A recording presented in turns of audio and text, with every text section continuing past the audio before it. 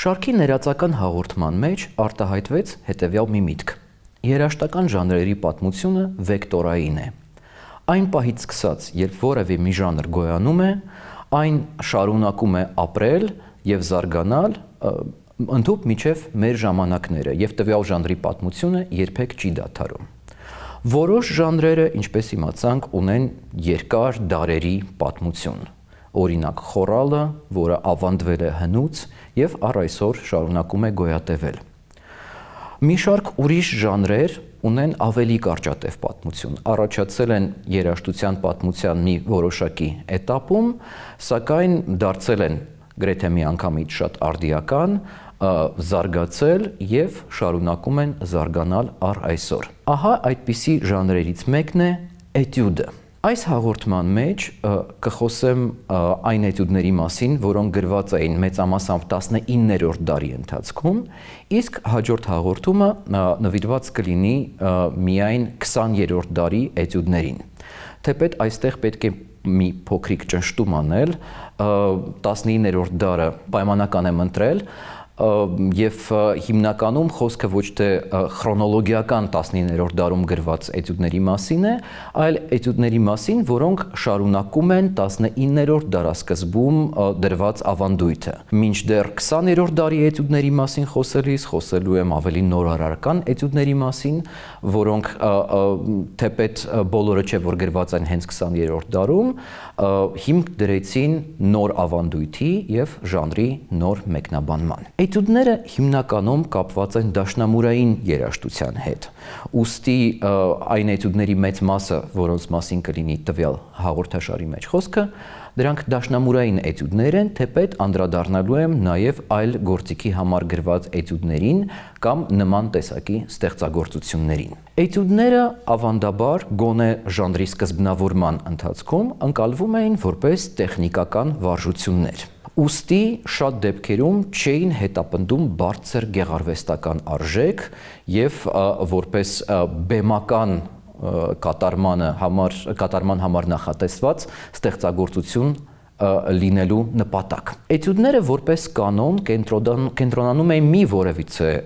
տեխնիկական բարդության վրա, համակողմանիորեն անդրադառնում էին այդ բարդությանը, հղկելով եւ փաստորեն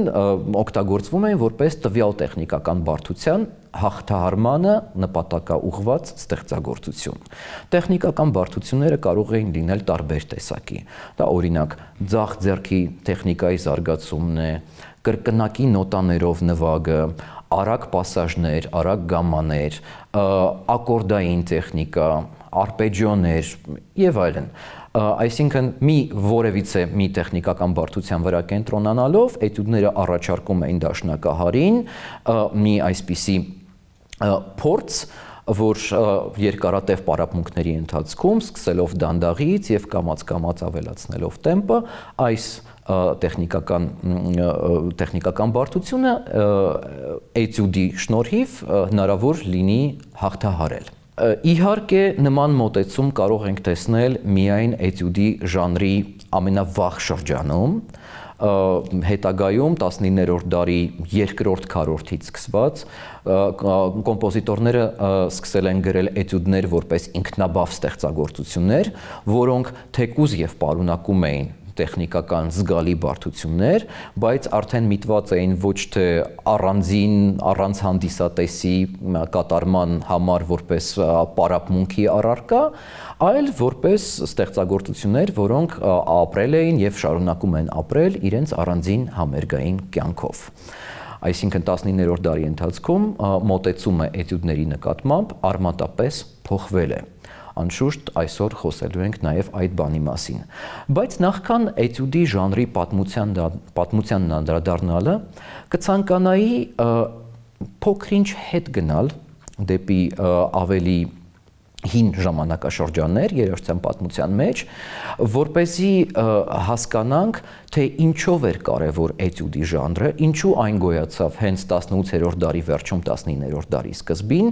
եւ այդ որ զարգացումներն էին երաժշտության պատմության մեջ, որ հանգեցրեցին էտյուդի ժանրի զարգացմանը եւ դրա անհրաժեշտությանը։ Իրականում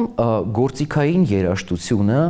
որպես այդպիսին ինքնաբավ դարձավ, կարելի է ասել միայն 17-րդ դարի սկզբում։ 17-րդ դարի սկզբում էր, որ գործիքային եւ վոկալ երաժշտության դերերը ըստ կարևորության հավասարվեցին եւ գործիքների համար սկսեցին գրվել առանձին ստեղծագործություններ, որոնք ոչ թե վոկալ ստեղծագործությունների փոխադրումներ էին կամ համարժեքներ էին, այլ ի սկզբանե գրված էին երաժշտական գործիքի համար։ Բայց անգամ այդ ժամանակաշրջանում թեպետ գրվում էին տարբեր բարդության ստեղծագործություններ, անգամ 19-րդ դարում կարելի է ասել, որ գրվեց բավականին բարդ գործիքային երաժշտություն, բարդությունը երբեք չէր ընկալվում որպես ինքնանպատակ։ Բարդությունը միշտ հաղթահարելի էր եւ կոմպոզիտորները կարծում էին, որ անգամ դիդակտիկ մանկավարժական պրակտիկայում արժե օգտագործել այն ստեղծագործությունները, որոնք կոչված են հավասարապես եւ զարգացնել կատարողական տեխնիկան եւ զարգացնել արտահայտչականություն, որը անկախ ստեղծագործության բարդությունից տվյալ ժամանակաշրջանում երբեք չէր փոխվում, արտահայտչականությունը մնում էր նույնը։ Աստիճանաբար երաժշտության պատմության զարգացման ընթացքում փոխվեցին նաեւ կատարողների նկատմամբ կոմպոզիտորի դրած պահանջները։ Գնալով կատարողից ակնկալվում էր ավելի ճկուն տեխնիկա, ավելի հմուտ տիրապետում գործիքի, եւ դրան կարելի է տեսնել տարբեր պատճառներ։ Մի այսպիսի վարկած հնարավոր է ուրեմն առաջ բերել այս առումով, որը շատ առումներով բացատրում է երաժշտության այսպիսի զարգացումները դեպի գնալով տեխնիկական բարդացման ուղղությամբ։ Ինչի մասին է խոսքը։ Եթե ուշադրություն դարձնենք բարոկո շրջանի որոշ կոմպոզիտորների, այդ թվում օրինակ Անտոնիո Վիվալդիի գրելաձևին, կարող ենք նկատել մի այսպիսի հետաքրքիր բան։ Վիվալդին անշուշտ ջութակահար էր եւ ջութակի համար թողել է բավականին մեծ քանակով տարբեր ստեղծագործություններ։ Դրանք այն ժամանակ միգուցե կատարողների համար բավականին նորարարական էին եւ ըստ դրա բարդ, բայց Վիվալդիի գործիքային բարդությունը երբեք չի անցնում որոշակի սահմաններից։ Ջութակը ունի որոշակի ձայնածավալ, որը խախտվում է, այսինքն այդ ընդունելի սահմանները այդ ձայնածավալի խախտվում է միայն երբեմն Վիվալդիի ստեղծագործության մեջ, ընդհանուր առումով նա օգտագործում է բավականին մատչելի եւ կատարողի համար բավականին հարմար բանաձևեր, որոնց շնորհիվ նույն կատարողը կարող է մի քանի ստեղծագործություն ուրեմն նվագելուց հետո տիրապետել համանման տեխնիկայի տեսակներ նաև այլ ստեղծագործություններում։ Այսինքն այսօր մենք Վիվալդիի գործիքային երաժշտությունը չենք ընկալում որպես գերբարդ։ Միևնույն ժամանակ նույն Վիվալդին, նույն բանաձևերը, որոնք օգտագործում էր գործիքային երաժշտության մեջ, սկսեց օգտագործել նաև վոկալ երաժշտության մեջ։ Եվ ահա այստեղ սկսվեց երաժշտության բավականին զգալի բարդացում։ Այն, ինչ հարմար է ջութակի համար, այն, ինչ հարմար է գործիքի համար առհասարակ, մարդու ձայնի համար իրենից ներկայացնում է բավականին մեծ բարդություն եւ կատարողների առջև դնում է բավականին մեծ պահանջներ։ Օրինակ, միևնույն նոտայի կրկնողությունը, որը ջութակի վրա ուրեմն ստացվում է պարզապես ջութակի աղեղը վերև եւ ներքև տանելով, որը կարող է իրագործվել իրականում ցանկացած արագությամբ, երգչի համար ավելի բարդ է եւ պահանջում է հատուկ տեխնիկաներ։ Արպեջիոները, որոնք որ կատարվում էին լարից լար ուրեմն կոնկրետ ապլիկատուրաների օգտագործմամբ երգիչը չունի նման հնարավորություն եւ պետք է շատ ավելի մեծ ջանք ներդնի այդ նույն գործիքային տեխնիկաները ձայնով արտաբերելու համար։ Ուստի ստացվում է այսպիսի անհավասարություն։ Երգիչները ձեռք են բերում վիրտուոզների համբավ, որովհետև նրանց աշխատանքը բնականաբար շատ ավելի բարդ է եւ շատ ավելի ժամանակատար, շատ ավելի մեծ պահանջներ է դնում կոմպոզիտորը կատարողի առաջ։ Միևնույն ժամանակ գործիքային կատարողները նվագում էին իրենց հարմար տեսիտուրայում, իրենց հարմար ապլիկատուրաներով եւ այլն։ Աստիճանաբար դա էլ սկսեց փոխվել։ Կատարողները սկսեցին փնտրել ավելի ընդլայնված տեխնիկա, գործիքների ընդունված ձայնածավալը լայնանում էր ժամանակի հետ, այն ինչ ժամանակին դիտարկվում էր որպես ավելորդ բարդություն, այլևս որպես այդպիսին չէր դիտարկվում 18-րդ դարի վերջում։ Ուշ բարոկոյի շրջանում մեկ այլ կոմպոզիտոր Դոմենիկո Սկարլատտին սկսեց ստեղծել դաշնամուրային սոնատներ, որոնք միամաս էին, և այսօրվա մոտեցումներով գոնե այդ սոնատաների մի զգալի մասը կարող էր ընկալվել որպես այդպիսի էտյուդ, ճիշտ է, մեծ գեղարվեստական արժեքով, սակայն նաև բացահայտող գործիքային տեխնիկայի այնպիսի բարդություններ, որոնք մինչև Սկարլատտին կամ չէին կիրառվում, կամ կիրառվում էին սահմանափակ ձևով, որոշակի սահմանների մեջ, որոշակի ռիթմերում, որոշակի տեմպերի ժամանակ, Սկարլատտին զգալիորեն ընդլայնում է այլ ստեղնաշարային տեխնիկայի սահմանները և իրականում ուշ բարոկոյի շրջանից սկսած գրեթե ցանկացած կոմպոզիտոր իր աշխատանքի մեջ քիչ-քիչ ավելի և ավելի բացում է տվյալ գործիքի, լինի դա ստեղնաշարային գործիք կամ մեկ այլ գործիք, տեխնիկայի ընդունված սահմանները, այսինքն երաժշտությունը գնալով բարդանում է, պահանջները ավելի մեծանում են, որոնք տրվում են կատարողի առջև և պրոֆեսիոնալիզմ ձեռք բերելը դառնում է էլ ավելի բարդ և ժամանակատար աշխատանք։ Դեռ 18-րդ դարի վերջում մի այսպիսի դրվագ պատահեց, Մոցարտը այցելում է Լոնդոն և լսում է Մուցիո Կլեմենտի անունով կոմպոզիտոր և կատարողի նվագը և այսպիսի մի հեգնական նշում անում նամակում, ասում է, որ Կլեմենտին կարողանում է նվագել տերցիաներով, այսինքն կրկնակի նոտաներով պասաժներ, գամմաներ, միաժամանակ երկու ձեռքով, թե աջ ձեռքով, թե ձախ ձեռքով։ Դա այն ժամանակ չլսված բան էր և այդ տեխնիկան որևիցե մեկի կողմից չէր գործածվում երաժշտության մեջ, Մոցարտը երբեք նման տեխնիկայի չի անդրադարձել և հեգնական մի այսպիսի նշում է անում, ասում է խեղճ մարդ, այսպիսի անիմաստ բանի համար նա այսքան ժամ է վատնել, որպեսզի այս տեխնիկան ձեռք բերի։ Մոցարտին դա թվում է անիմաստ ավելորդություն։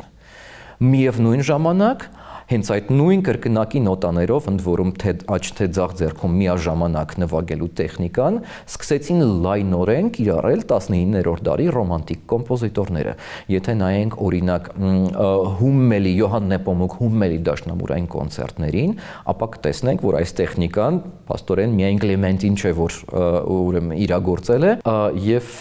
կտեսնենք, որ այստեղ դաշնակահարից առհասարակ պահանջվում է, որպեսզի դաշնակահարը այդ տեխնիկան ունենա, որպեսզի կարողանա կատարել այս կոնցերտները։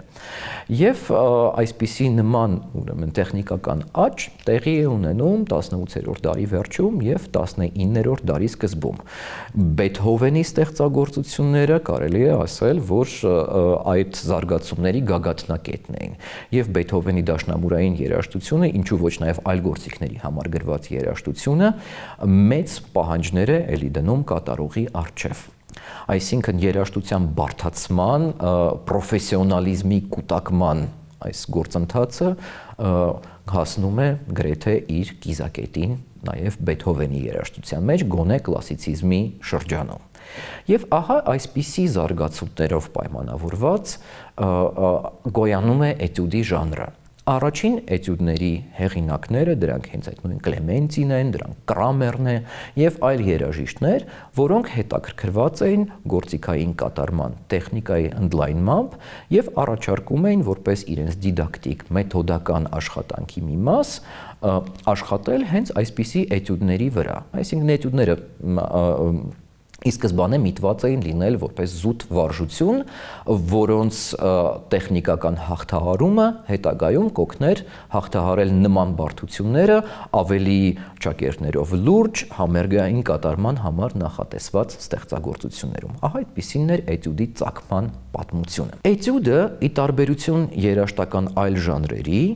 կապված չէ որևիցե մի կոնկրետ երաժշտական ձևի հետ։ Եթե օրինակ մենուետի երաժշտական ձևը բավականին կոնկրետ էր եւ մենուետը որպես այդպիսին ճանաչելի էր հենց այդ երաժշտական ձևով, ապա էտյուդում մենք նման բան չենք կարող տեսնել։ Էտյուդները, քանի որ այո, սկզբանե միտված էին լինել վարժություն, կարճ պիեսաներ էին, որոնք կարող էին կրկնվել ցանկացած քանակով, ուստի ավարտունությունը երաժշտական ձևի պայմանավորված էր միայն տվյալ ժամանակաշրջանում գոյություն ունեցող երաժշտական ձևերով, այսինքն օգտագործվում էին արդեն իսկ գոյություն ունեցող ձևերը, որպեսզի ստեղծագործությանը տան որոշակի ավարտունություն, բայց հիմնանպատակը դա չէր։ Իհարկե 19-րդ դարը այդ առումով հեղափոխական էր նաև էտյուդի ժանրում եւ էտյուդի ժանրում սկսեցին բացահայտվել երաժշտական տարբեր ձևեր։ Ասացի, որ էտյուդը հիմնականում կապված է դաշնամուրային երաժշտության հետ, բայց կոնկրետ ստեղծագործությունների մասին խոսելիս կցանկանայի սկսել ոչ դաշնամուրի համար գրված ստեղծագործություններից, որովհետև դրանք կարևոր դեր են ունեցել նաև հետագայում դաշնամուրային երաժշտության մեջ։ Խոսքս նախ եւ առաջ ամենահայտնի վիրտուոզներից մեկի Նիկոլո Պագանինի ջութակի համար գրված 24 կապրիսի մասին է,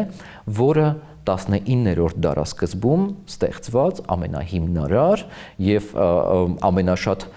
հղումներ գոյացրած ստեղծագործություններից էր։ Պագանինին վիրտուոզ էր, իսկ 19-րդ դարը առհասարակ հայտնի է որպես վիրտուոզների դար։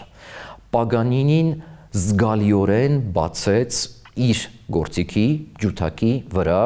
այդ ժամանակի պատկերացումների համաձայն հնարավորի եւ անհնարի սահմանները։ Նախ եւ առաջ գործիքի ձայնածավալը։ Պագանինին օգտագործում էր գործիքի ամենաբարձր պոզիցիաները, որոնք ժամանակին ընկալվում էին որպես անհնարին եւ անիմաստ։ Պագանինին զարգացրեց կրկնակի նոտաներով նվագը, որ թեպետ էպիզոդիկ ձևով օգտագործվում էր երաժշտության մեջ Պագանինին շատ ավելի առաջ, բայց այսպիսի հիմնարար մոտեցում երբևէ ոչ ոք չի ցուցաբերել այդ տեխնիկայի նկատմամբ։ Պագանինին սկսեց գրել կրկնակի տրելներ, երկար զարդանախշեր, որոնք հնչում էին միանգամից երկու լարի վրա։ Պագանինին զարգացրեց ակորդային տեխնիկան, այսինքն 3 կամ 4, տվյալ դեպքում 4, որովհետև ջութակը ունի 4 լար, նոտաների միաժամանակյա հնչողությունը եւ ստեղծեց ակորդային պասաժների կասկադներ։ Պագանինին զարգացրեց նաեւ պիցիկատոյի, այսինքն կսմթային նվագի տեխնիկան։ Ընդ որում Պագանինին օգտագործում էր պիցիկատոն, կսմիթը ոչ թե որպես առանձին, այլ արագ պասաժների մեջ, ընդ որում որտեղ աջ ձեռքը եւ ձախ ձեռքը կատարում են տարբեր ֆունկցիաներ։ Այսինքն Պագանինի մոտեցումը այն ժամանակ շլացուցիչ էր, դրա նմանը չկար եւ շատ ոգևորող էր նաեւ ուրիշ գործիքների համար գրող կոմպոզիտորների համար։ Փաստորեն այս գործիքներում ծպտված էին այդպիսի հնարավորություններ, որոնք միջև վերջ դեռևս բացահայտված չէին եւ Պագանինին այն ուրեմն զարկն էր, որը արթնացրեց այդ գործիքների թաքնված հնարավորությունների բայցահայտման հնարավորությունը։ Հետաքրքրական է, որ Պագանինին գրեց 24 կապրիս, բայց այդ 24 թիվը, որ այլ ժանրի ստեղծագործություններում շատ հաճախ կապվում է տարբեր տոնայնությունների հետ, Պագանինի կապրիսներում կապված չէ 24 տոնայնության հետ, այլ պարզապես գեղեցիկ թիվ էր, որը ժառանգված էր երաժշտության պատմության անցյալից։ Բանն այն է, որ եթե ստեղնաշարային գործիքի համար բոլոր 24 տոնայնությունները հավասարապես հարմարավետ են, նույնը հնարավոր չէ ասել նաև ջութակի համար։ Ջութակը ունի բաց լարեր, սոլ, ռե, լա եւ մի, որոնց լարվածքը հիմնականում երբեք չի փոխվում, ուստի ինչ կատարողական պահանջներից ելնելով ոչ բոլոր տոնայնությունները հավասարապես պիտանի են այս գործիքի համար կամ գոնե Պագանինին էր այդպես կարծում ժամանակին։ Իհարկե երաժշտության պատմության հետագա ընթացքը այստեղ էլ որոշ կորեկցիաներ մտցրեց, բայց հիմնականում ջութակի վրա ի տարբերություն դաշնամուրի միևնույն է շարունակում են գոյություն ունենալ որոշակի հարմար եւ պակաս հարմար տոնայնություններ։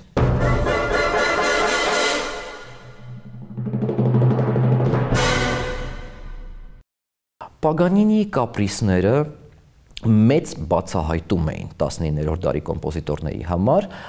նաև մեկ այլ պատճառով։ Կապրիսները Պագանինին գրեց 1800-ական եւ 1810-ական թվականներին։ Այն ժամանակ դաշնամուրը իհարկե արդեն գոյություն ուներ բավականին մեծ թվով դաշնամուրի համար գրված ստեղծագործություններ,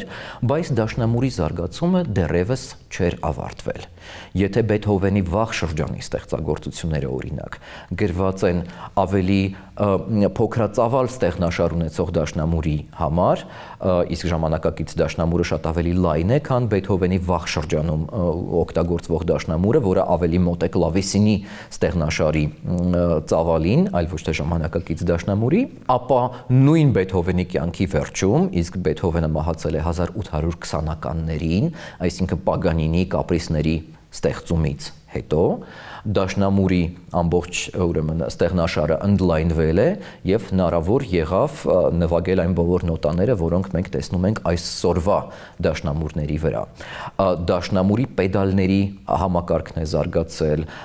փոխվել է լարերի կազմվածքը, լարերի քանակը։ Այդ ամենը բացում էր նորանոր հնարավորություններ կոմպոզիտորների առաջ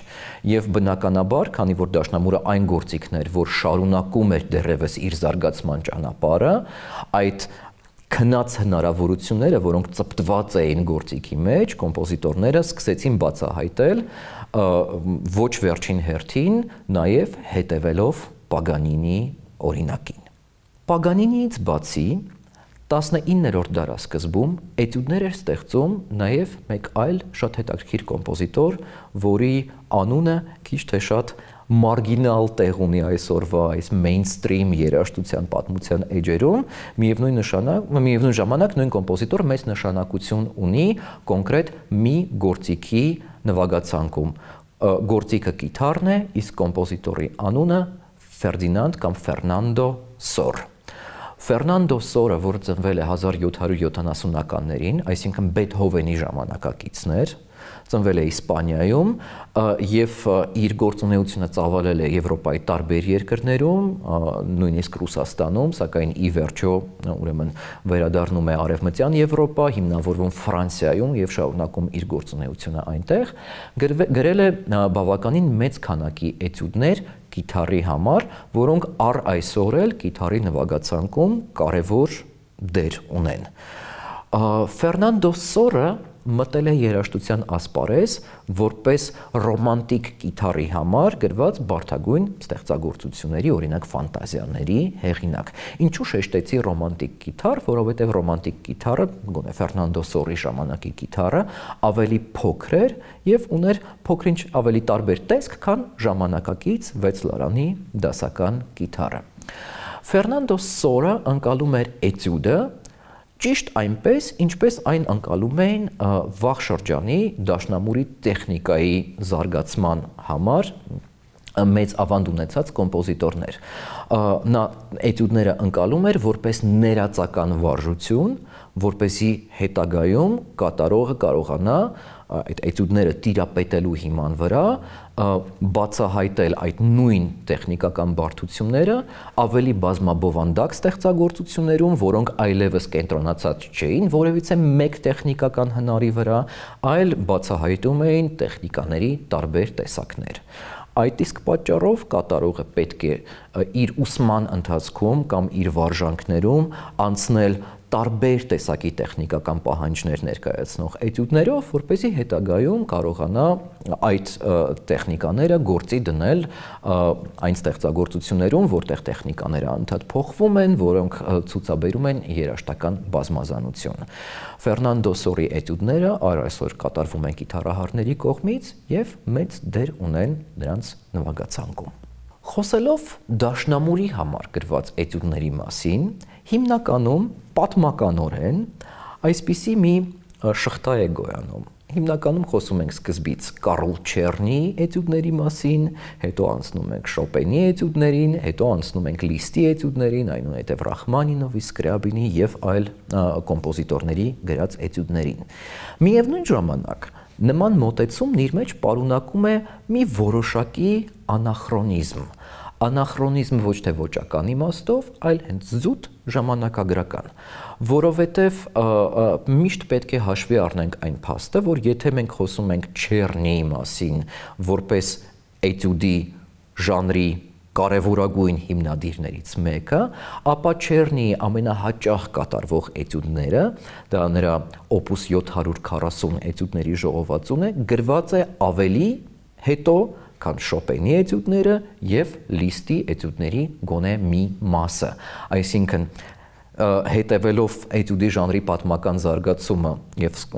դաշնամուրային էտյուդի ժանրի պատմությունը սկսելով Կարլ Չեռնիից, մենք որոշակի անախրոնիզմ ենք գործում։ Միևնույն ժամանակ ոճական առումով բավականին իմաստալից անախրոնիզմ է, քանի որ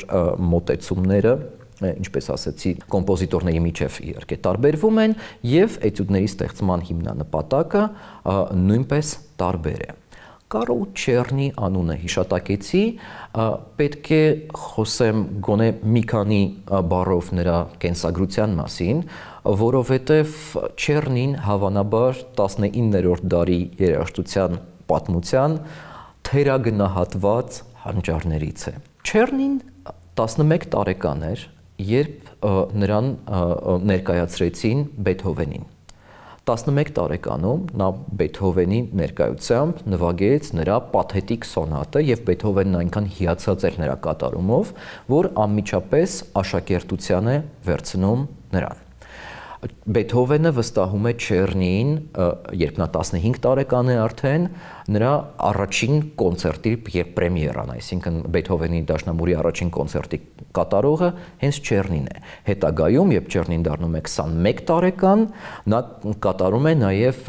Բեթհովենի 5-րդ դաշնամուրի կոնցերտի վիեննական պրեմիերա։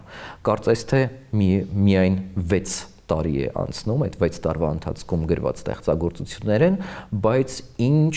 մեծ տարբերություն կա տեխնիկական առումով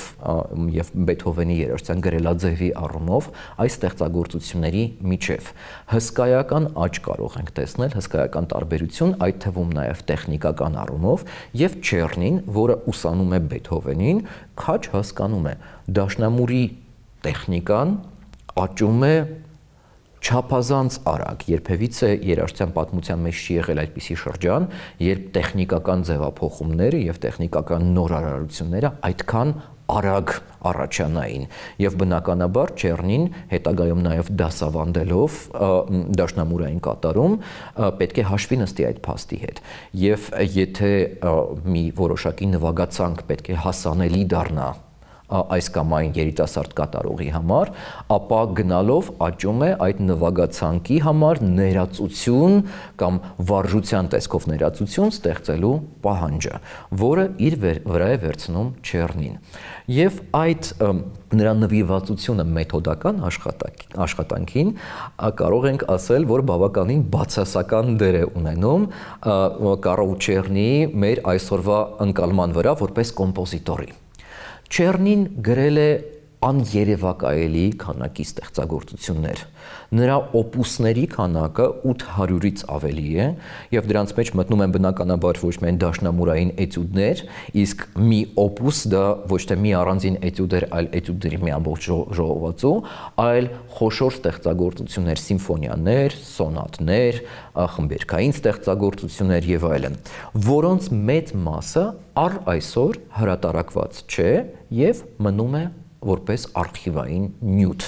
եւ միայն վերջին տասնամյակներում Չեռնիի գրած այլ ստեղծագործությունների, ոչ միայն էտյուդների, այլ նաեւ սոնատների եւ այլ ստեղծագործությունների նկատմամբ հետաքրքրություն է առաջանում որոշ դաշնակահարների կողմից եւ Չեռնիի երաժշտության այսինքն ոչ դիդակտիկ, ոչ մանկավարժական երաժշտության ձայնագրությունները կարող ենք գնալով ավելի եւ ավելի հաճախ հանդիպել։ Միևնույն ժամանակ առ այսօր Չեռնին ասոցացվում է մանկավարժության հետ, զուգորդվում է այդ անհետաքրքիր ժամեր ուրեմն տևող պարապմունքների հետ, որոնցով անցնում է ցանկացած պրոֆեսիոնալ դաշնակահար։ Եվ դժվար թե կարողանանք երևակայել մի որևէ պրոֆեսիոնալ դաշնակահարի, որն իր ուսման ընթացքում երբևէ չի անդրադարձել Չեռնիի գրած դաշնամուրային էտյուդների։ Չեռնին իր էտյուդները հավաքում էր ժողովածուներում, որոնք իհարկե դասակարգված էին ըստ բարդության, եւ բնականաբար յուրաքանչյուր ժողովածուն կենտրոնանում էր բարդության մի որոշակի աստիճանի վրա, բայց բացահայտելով այդ ժամանակ գոյություն ունեցած գրեթե բոլոր դաշնամուրային տեխնիկաները։ Այդ առումով հատկապես աչքի է ընկնում նրա օպուս 740 էտյուդների ժողովածու։ Չեմ պատկերացնում մի որևէ այլ կոմպոզիտոր, որը ունի օպուս 740 թվով համարակալած ուրեմն մի ստեղծագործություն, Չեռնին ունի, եւ դրա մեջ մտնում են էտյուդներ, որոնք տարբեր տետրերից ուրեմն իմի բերված էտյուդներ են։ Էտյուդները չունեն վերնագիր, յուրաքանչյուր էտյուդը չունի վերնագիր, դրանք պարզապես ունեն թվեր, սակայն յուրաքանչյուր էտյուդի գլխամասում վերևում նշվում է այն տեխնիկայի տեսակը, որը տվյալ էտյուդը կոչված է զարգացնելու։ Այսինքն, օրինակ, թռիչքներ, ցատկեր, կարող է լինել տերցիաներ կամ պասաժների թեթևություն,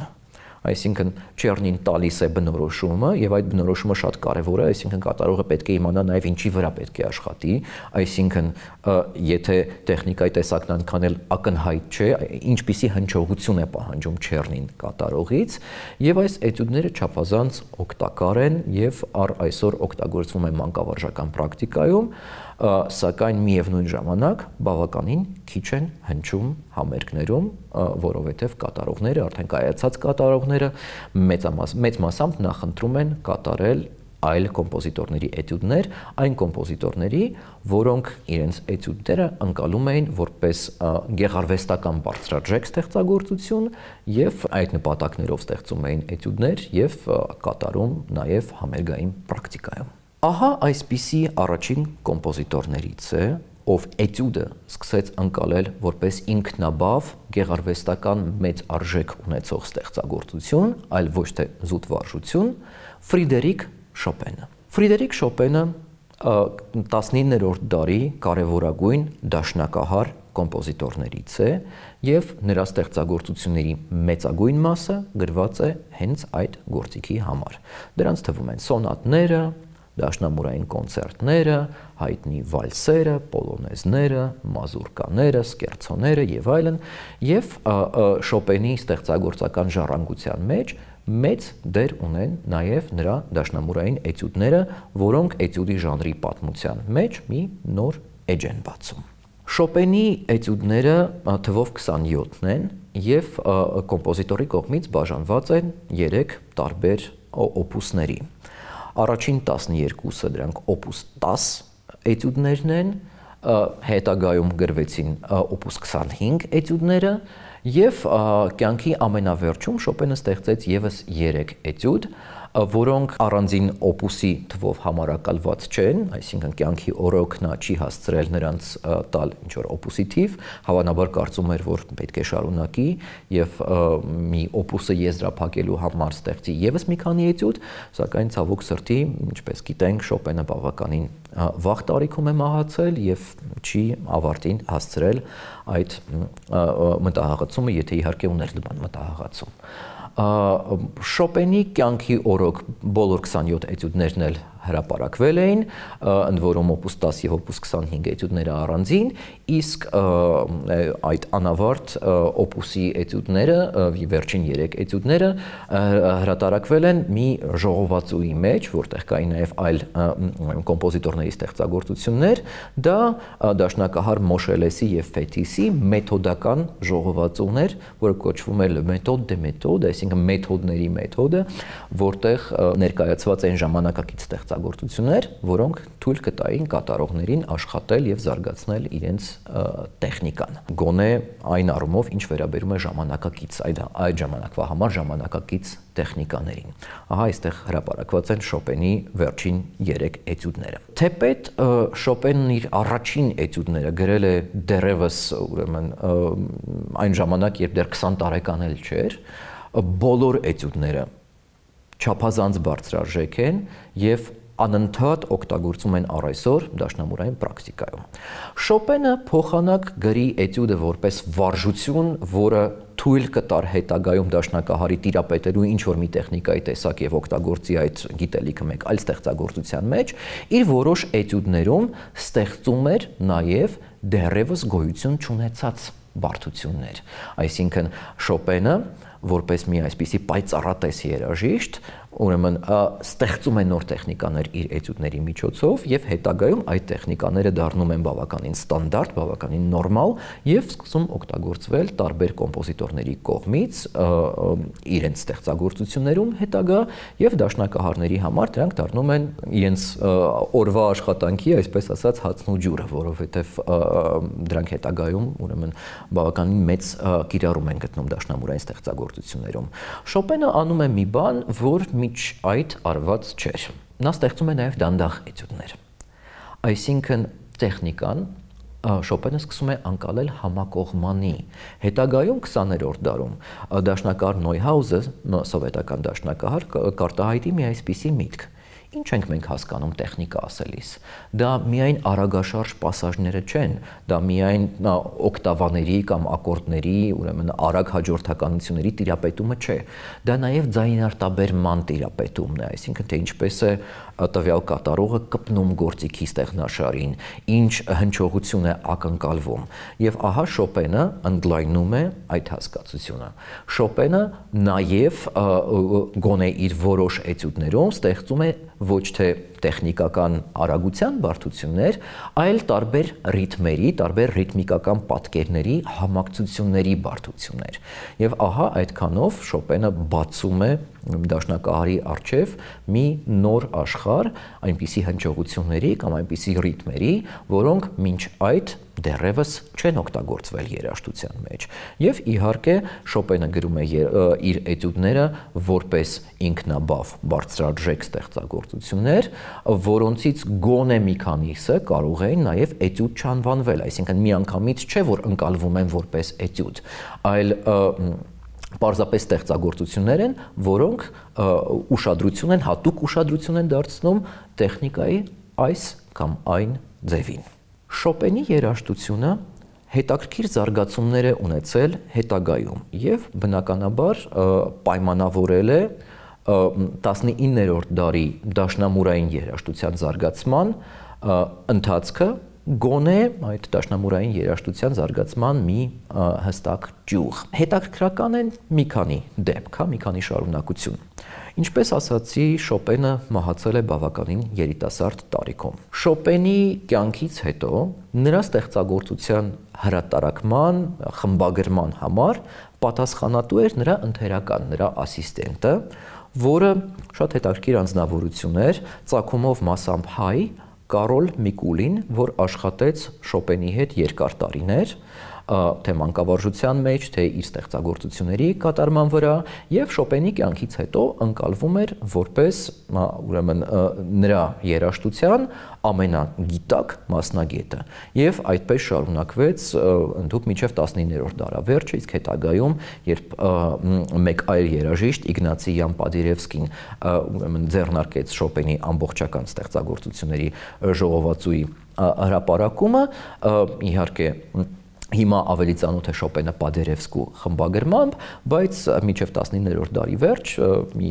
վերջին ինստանցիան, որը լավագույնս գիտեր, թե Շոպենը ինչ նկատի ուներ, երբ գրեց այս կամ այն բանը, դա Կարոլ Միկուլին էր։ Եվ իր հերթին Միկուլին նույնպես ստեղծում է դաշնամուրային էտյուդներ։ Իհարկե դժվար է համարել այդ էտյուդները հենց հայ երաժշտության մի մասը, բայց հետաքրքիր մի այսպիսի շառավիղ է երաժշտության պատմության մեջ, ու Միկուլին իրոք կարելի է համարել հայազգի առաջին կոմպոզիտոր, գոնե էթնիկ առումով հայ առաջին կոմպոզիտոր, որը շարունակեց երաժշտություն գրել այն ուղղությամբ, որով որ ստեղծագործում էին նրա ժամանակի եվրոպացի կոմպոզիտորները։ 19-րդ դարի վերջում եւ հատկապես 20-րդ դարի սկզբում այն երևույթները տեխնիկական, որոնք ընկալվում էին Շոպենի կյանքի օրոք որպես գերբարդ, դադարել են որպես այդպիսի դիտարկվել։ Եվ դաշնամուրի տեխնիկան էլ ավելի զարգացավ, էլ ավելի առաջ գնաց, իսկ Շոպենի էտյուդները այլևս չէին ընկալվում որպես գերագույն առումով նորարարական ստեղծագործություններ, այլ դարձել են դաշնակահարների օրվա ռուտինայի մի շատ կարևոր մաս։ Եվ իհարկե բոլոր դաշնակահարները ժամանակին անցել են Շոպենի էտյուդների կատարումով։ Ահա այսպիսի ուրեմն նախադրյալ կար 20-րդ դարի սկզբում, եւ մեկ այլ շատ հետաքրքիր դաշնակահար եւ կոմպոզիտոր Լեոպոլդ Գոդովսկին, որը ծագումով Լիտվայից էր, սակայն իր կյանքի մեծ մասը անցկացրել է ԱՄՆ-ում, երբ Գոդովսկին ստեղծում է Շոպենի էտյուդների վերամշակումներ։ Գոդովսկին ստեղծում է 53 էտյուդ Շոպենի էտյուդների հիման վրա։ Սա շատ հետաքրքիր ժողովածու է։ Հետաքրքիր է ինչով, ոչ թե որ բացահայտում է նոր երաժշտական լեզու, այնպես ինչպես դա անում է Շոպենը, այլ ճիշտ այն ձևով, որով որ ժամանակին անգամ բարոկո շրջանում աշխատում էին տարբեր կոմպոզիտորներ եւ վերցնում են միմյանց ստեղծագործությունները եւ հարմարեցնում մի որևէ գործիքի համար, Գոդովսկին վերցնում է Շոպենի էտյուդները, որոնք գրված են Շոպենի ժամանակաշրջանի դաշնամուրի համար կամ դաշնամուրային տեխնիկայի համար եւ ճակերտներով հարմարեցնում է այն նոր դաշնամուրի համար, որը ունի արդեն նոր տեխնիկական պահանջներ։ Գոդովսկու 53 էտյուդները գերբարդ են։ Միևնույն Շոպենի էտյուդին նա կարող էր անդրադառնալ մի քանի անգամ, վերամշակելով այդ էտյուդները։ Ինչ ասել է վերամշակել Շոպենի էտյուդների։ Իհարկե, այստեղ բարելավելու մասին չէ խոսքը, որովհետև բոլորովին Գոդովսկին այդպիսի միտում չուներ եւ մեծ պաշտամունք ուներ Շոպենի երաժշտության նկատմամբ, այլ Շոպենի էտյուդներին կարծես վերադարձնել տեխնիկական վարժությունների նշանակությունը։ Այն, ինչ Շոպենը գրում էր աջ ձեռքի համար, դիտարկելով դա ավելի նպատակահարմար եւ ավելի հարմար նվագելու համար, Գոդովսկին արտագրում է ձախ ձեռքի համար։ Գոդովսկին ունի այսպիսի ուրեմն էտյուդներ այդ շարքում, որտեղ դաշնակարի ձախ ձեռքը հանդես է գալիս ուրեմն միանվագ առանց աջ ձեռքի մասնակցության։ Այն, ինչ բաժանված էր երկու ձեռքերի միջև, ուրեմն տրված է մի ձեռքին եւ մյուս ձեռքին տրված են հավելյալ նոտաներ։ Փոխվում է տոնայնությունը։ Այն, ինչ արտահայտված էր ուրեմն մեկ նոտաներով որպես պասաժներ, արտագրված է որպես կրկնակի նոտաներով պասաժներ։ Այսինքն ամեն տեսակի բարդացում, որը հնարավոր էր դնել ուրեմն եւ օգտագործել Շոպենի էտյուդներին համընթաց, Գոդովսկին դնում է այստեղ։ Գոդովսկին ինքը կոմպոզիտոր էր եւ անշուշտ ուներ կոմպոզիտորական մեծ երևակայություն եւ ֆանտազիա, եւ այդքանով Գոդովսկու էտյուդները բավականին հետաքրքիր են, բայց դրանք իհարկե հանդես չեն գալիս որպես տվյալ կոմպոզիտորի առանձին ստեղծագործություններ, այլ որպես մի անցյալում գրված երաժշտության 20-րդ դարի տեղայնացում։ Ահա այսպիսի դեպքի ենք մենք առնչվում նաև հետագայում, եթե չեմ սխալվում 1990-ական թվականներին, երբ ֆրանսիացի դաշնակահար Մարկ Անդրե Ամլենը ստեղծում է իր մի այսպիսի շոու ստեղծագործությունը, որը կոչվում էր Շոպենի եռակի էտյուդ, որտեղ միաժամանակ Շոպենի 3 տարբեր էտյուդներից եկած ուրեմն երաժշտական ուրեմն ֆորմուլաները, բանաձևերը համակցվում են եւ հնչում են միանգամից, այսինքն կարելի ասել, որ Ամլենի էտյուդի բարդությունը եւ որպես վարժություն կամ որպես ավելի շուտ համերգային շոու մի այսպիսի պիես ստեղծագործության բարդությունը եռակի է Շոպենի առանձին էտյուդների համեմատ։ Ահա այսպիսի դեպքերի մենք նույնպես կարող ենք առնչվել։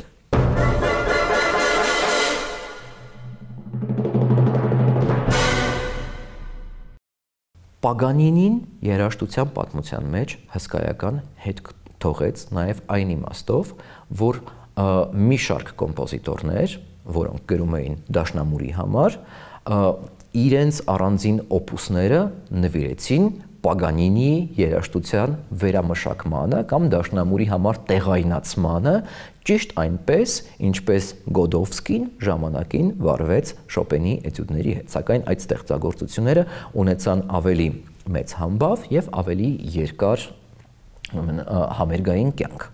Խոսքը մի կողմից Ռոբերտ Շումանի, մյուս կողմից իհարկե Ֆերենց Լիստի մասին է։ Շումանը եւ լիստը ստեղծեցին Պագանինիի կապրիսների, ճիշտ է, ոչ բոլոր կապրիսների, այլ այդ կապրիսներից կոնե մի քանիսի դաշնամուրային վերաիմաստավորումներ։ Եվ ես հատուկ եմ օգտագործում այդ վերաիմաստավորում բառը, որովհետև դրանք զուտ փոխադրություններ չէին, այլ մտածելով դաշնամուրի համար այդ կոմպոզիտորները կարծես տեղայնացնում էին Պագանինիի երաժշտությունից եկած որոշակի դարձվածքներ, որոշակի տեխնիկայի տեսակներ եւ դաշնամուրային էին դարձնում այն։ Ռոբերտ Շումանի անդրադարձները Պագանինիի երաժշտությանը համընկնում են նրա ստեղծագործության վաղ շրջանի հետ։ Դա օպուս 3 եւ օպուս 10 երկու շարք է, որոնք հիմնված էին Պագանինիի այս կամ այն կապրիսների վրա։ Ռոբերտ Շումանը սակայն ուներ կենսագրական մի այսպիսի ուրեմն հետաքրքիր, բայց նաև տխուր մանրամասն։ Ժամանակին նա եղել է դաշնակահար եւ փորձել է իր ուժերը այդ ասպարեզում, սակայն ուրեմն սխալ վարժությունների եւ մի այսպիսի մեխանիկական որոշ հնարանքների միջոցով, որոնք շատ մոդայիկ էին 19-րդ դարում, վնասել է իր մատները եւ չէր կարող շարունակել դաշնակահարի իր կարիերան։ Այդուհետև Շումանին քաչ ծանոթ էր իր ժամանակի դաշնամուրի տեխնիկայի յուրաքանչյուր մի տեսակ։ Եվ Շումանը իր երաժշտության մեջ անդրադառնում է այդ բարդություններին, սակայն նաև այն ինչ Պագանինիի երաժշտության մեջ ինչ որ առումով նաև ցուցադրական երանգներ ուներ, Շումանը այդ ամենը խորացնում է էմոցիոնալ բարդությամբ եւ ուրեմն տանում ամեն ինչ դեպի խորքը։ Նաև Շումանի երաժշտության հետ են կապված իհարկե հյուսվածքային որոշակի նորարարություններ, ինչպես նաև հարմոնիկ մտածողության բավականին որոշակի նոր ձեռքբերումներ։ Շումանը էտյուդի ժանրը անցալում է բոլորովին տարբեր ձևով։ Շումանի համար էտյուդը ոչ այնքան դաշնամուրային կատարողական վարժություն է, որքան կոմպոզիցիոն էտյուդ, այսինքն էտյուդ, որտեղ պարապողի, աշակերտի կամ նոր բան բացահայտողի դերում է ոչ այնքան կատարողը, որքան ինքը կոմպոզիտորը։ Այսինքն էտյուդը Շումանի համար դառնում է մի այսպիսի ստեղծագործական լաբորատորիա, որտեղ նա փորձարկում է իր այլ ստեղծագործություններում ի հայտ եկած որոշակի տեխնիկական մանրամասներ եւ առանձնահատկություններ։ Անկամ այդ դեպքում մեծ տարբերություն կարող ենք տեսնել օպուս 3 եւ օպուս 10 էտյուդների միջև։ Օպուս 3-ը ավելի փայլուն է, ցուցաբերում է ուրեմն դաշնամուրային նվագի ավելի հստակ ուրվագծված պահանջներ, միևնույն ժամանակ օպուս 10-ը ավելի խորքային է եւ ավելի շուտ շեշտադրումը դնում է երաժշտական հյուսվածքի,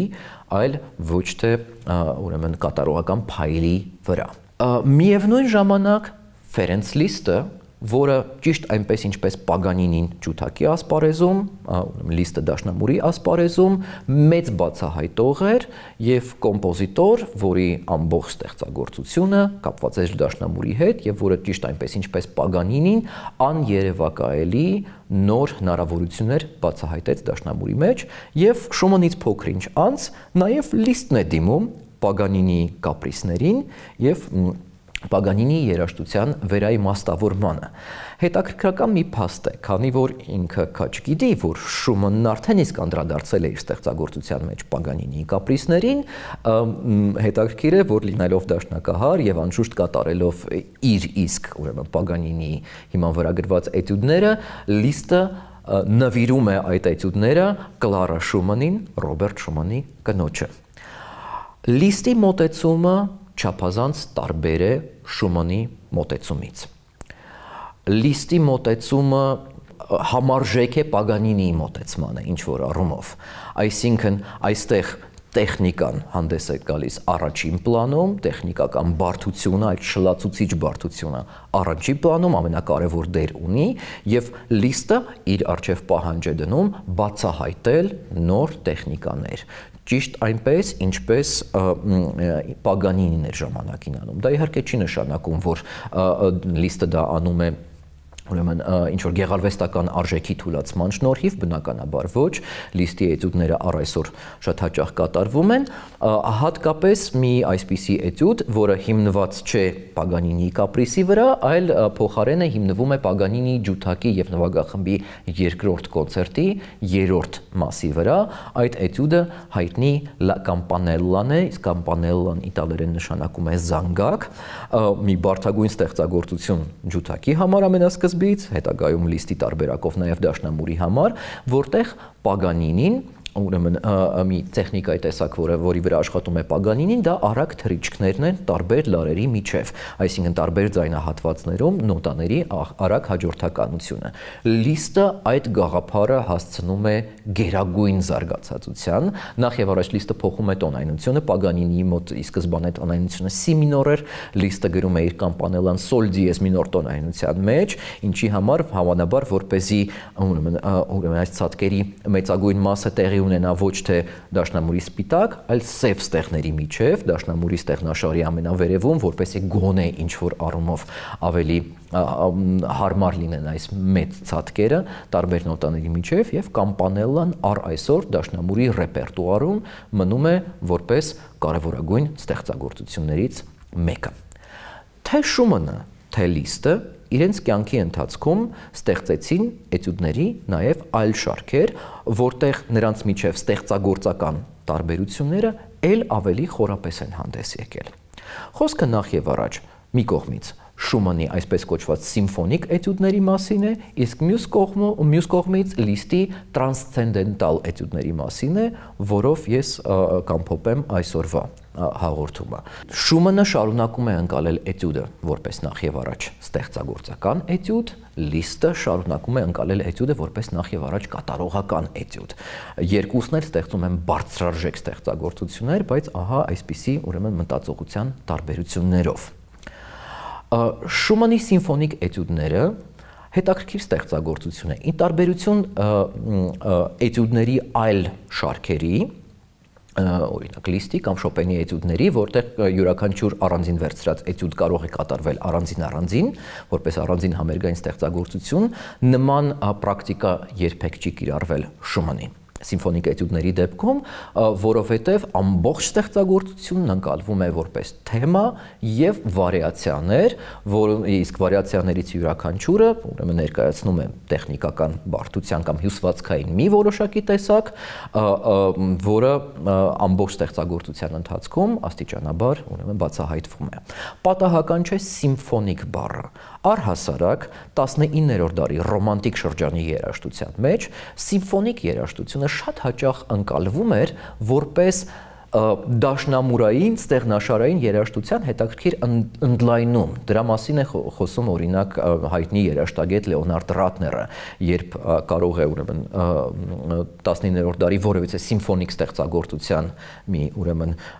նախահիմքը գտնել դաշնամուրային երաժշտության մեջ։ Տվյալ դեպքում Շումանը անում է հակառակը։ Ինքը գրում է ստեղծագործություն դաշնամուրի համար եւ անվանում է այն սիմֆոնիկ էտյուդներ, ակնարկելով,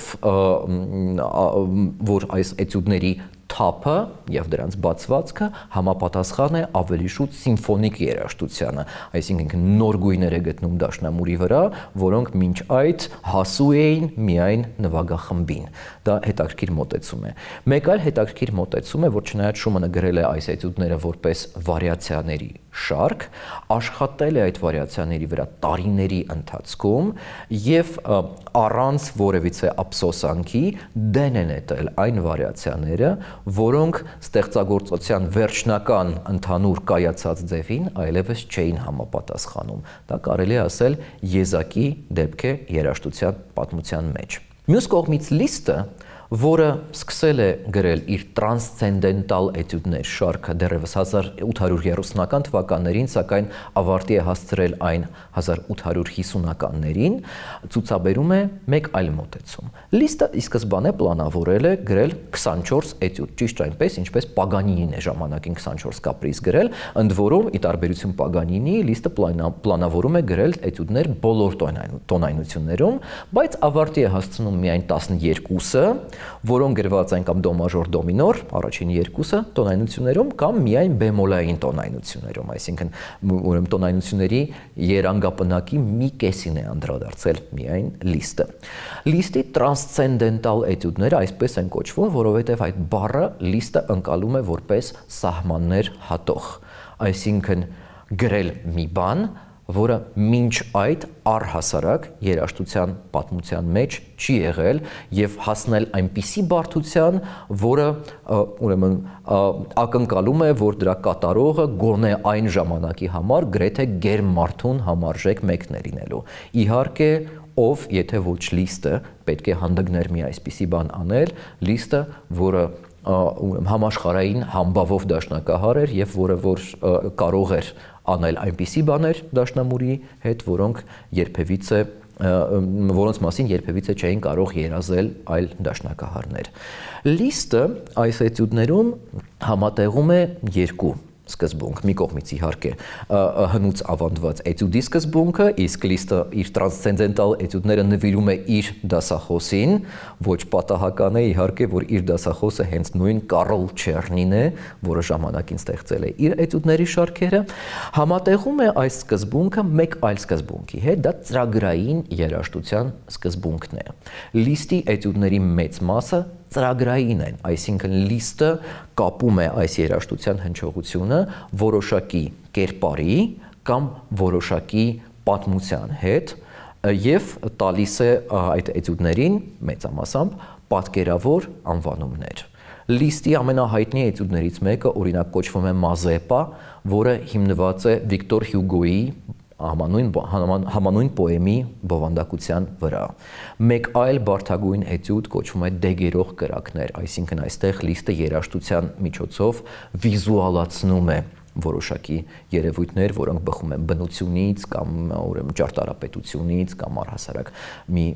ուրեմն հետաքրքիր տեսարաններից։ Լիստը ունի էտյուդ, որը կոչվում է երեկոյի հարմոնիաներ կամ երեկոյի համահնչյուններ։ Լիստի երաժշտությունը միշտ վառ է, միշտ կերպարային է եւ միշտ ունի երաժշտությունը վիզուալացնելու նպատակ։ Հետագայում այդ նույն ուղղությամբ շարժվեցին 19-րդ դարավերջի շատ այլ կոմպոզիտորներ եւ Լիստի երաժշտության հետքերը մենք կարող ենք տեսնել օրինակ ֆրանսիացի կոմպոզիտոր Շարլ Վալենտին Ալկանի,